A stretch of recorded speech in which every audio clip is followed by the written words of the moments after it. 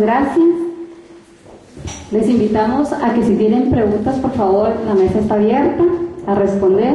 Agradecemos a nuestros invitados sus enriquecidas opiniones y reflexiones hacia la situación que está pasando ahorita a los derechos de los pueblos indígenas. El gran reto que tenemos y los desafíos para que esta conferencia del 2014 pues se lleguen a cumplir los resultados. Vamos a dejarle la palabra para que la pregunta que nos ha llegado sea contestada. Bien, la pregunta que nos trasladaron es sobre nuestra opinión sobre la legalidad de las consultas comunitarias que se han realizado y que ya son en realidad bastante numerosas.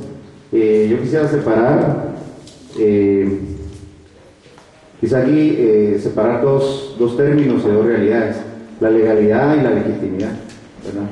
Lo que es legal, de alguna manera en nuestro país, o de manera casi absoluta, lo que es ilegal es lo que está establecido en el marco de la ley, de un ordenamiento jurídico que ha sido desarrollado y diseñado desde la colonia por un aparato de poder que, como ya lo señalaba el monseñor, de una población, y yo diría que no solo, no necesariamente de todos los laicos, ¿verdad?, de los grupos de poder, o hablándolo más claramente de la oligarquía guatemalteca. Es decir, lo que está establecido en términos, lo que puede considerarse legal o ilegal en el país, es en términos de según cómo se ha diseñado la norma y de según cómo se ha diseñado el sistema de justicia en nuestro país, ¿verdad? En ese sentido, las consultas comunitarias, según esa forma de entender lo legal o ilegal, son ilegales. Pero por otro lado, las consultas son legítimas. ¿Qué significa eso? Que representan el espíritu genuino de la población por rechazar o aceptar eventualmente un proceso, un proyecto, un programa o una empresa que tenga por fin llevar a cabo un proceso de explotación de ciertos recursos naturales, ¿verdad? En ese sentido cabe señalar que creo yo que yo por lo menos conocí un poquito más de cerca el caso de San Juan, y creo que por supuesto, además del proceso o además del tema de los intereses económicos, que son intereses económicos grandísimos en el país, solo para darnos una idea, Cementos Progreso, para echar a andar esa nueva planta de San Juan, se asoció con la empresa Holcim de Suiza, que es la mayor empresa productora de cemento en el mundo, ¿verdad? Y que actualmente en los últimos 2 años hizo un proceso de compra de la empresa productora de acero más grande de República Dominicana, que es una de las más grandes de Sudamérica. O sea, eso nos da una idea del tamaño del poder económico y de los intereses que pueden jugarse, digamos, en una empresa como la que pretende desarrollarse en San Juan Zacatepec, ¿verdad?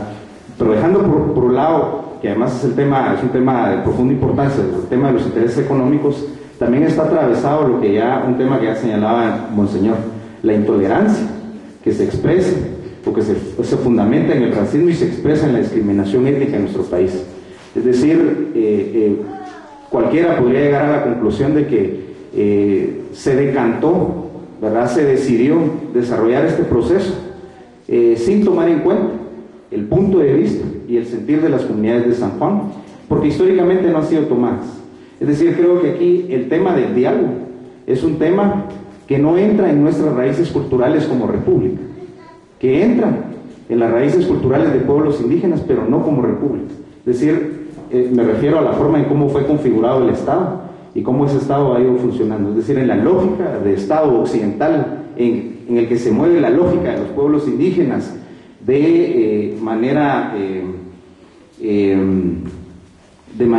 dominada, encuentra sencillamente un choque al proponer la posibilidad de negociar, la posibilidad de expresar en un proceso de consulta que no están de acuerdo o que están de acuerdo bajo ciertos términos, ¿verdad? Entonces creo yo que de entrada aquí tenemos un problema de intolerancia histórica, ¿verdad?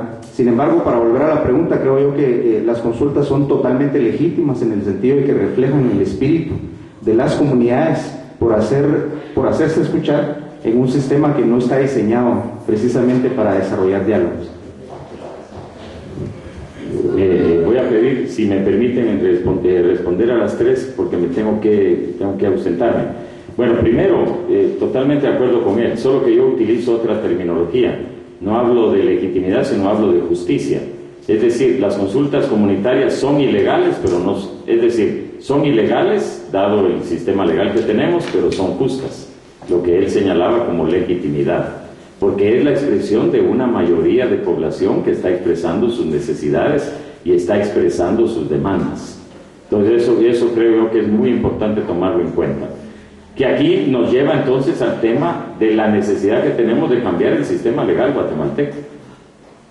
¿Y quiénes son los que pueden hacer eso? Bueno, son los diputados, pero lo van a hacer ellos. Y eso tiene que ver con la otra pregunta que hacen. ¿Cree que es el momento para hacer la reforma a la Constitución? ¿Quién decidió hacer las reformas a la Constitución? Yo creo que en un primer momento hubiera sido importante hacer una consulta popular a la población si queremos o no cambios a la Constitución. Si la mayoría hubiéramos dicho sí, entonces ahora discutamos cuáles son esos cambios. Porque al final los cambios que vienen propuestos tocan solamente ciertas áreas.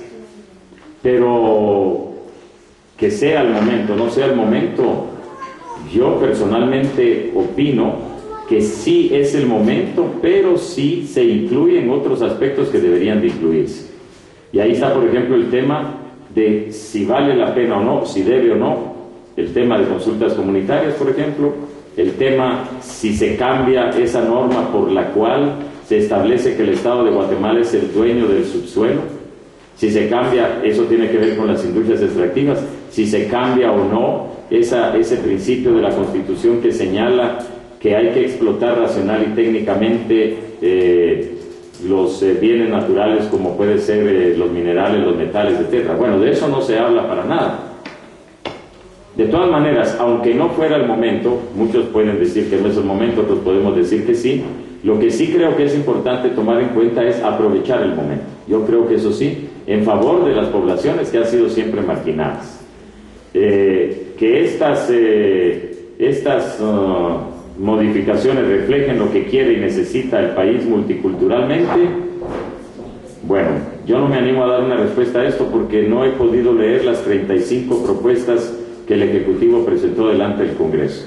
Entonces, solamente tengo la preocupación, como les decía, que creo que es el artículo 66, si no me equivoco, de la Constitución, que lo quieren modificar, que tiene que ver con el tema de las organizaciones sociales, y sería muy grave que se cambiara ese artículo negando a las poblaciones indígenas su derecho de organización. Eso para mí sería gravísimo, ¿verdad? ¿Cuál sería el procedimiento para que la población mayoritariamente conozca sus derechos como pueblos indígenas? Bueno, ahí está todo el trabajo de formación que hay que hacer. Yo no soy experto en esto, pero me gustaría saber si en el pensum, en el currículum de estudios para los maestros, para los bachilleres, se incluye toda una temática sobre los acuerdos de paz y en especial sobre los derechos, sobre el acuerdo de los derechos e identidad de los pueblos indígenas. Yo no sé si en el currículum eso aparece. No sé qué tipo de historia se sigue enseñando, porque he estado fuera de estos temas. No sé qué tipo de historia se está enseñando tanto en los establecimientos privados como en los establecimientos públicos. Pero la historia que yo aprendí es una historia que no tiene nada que ver con lo que yo he dicho, la sabiduría, la riqueza, el valor de la identidad de los pueblos indígenas, nada de eso.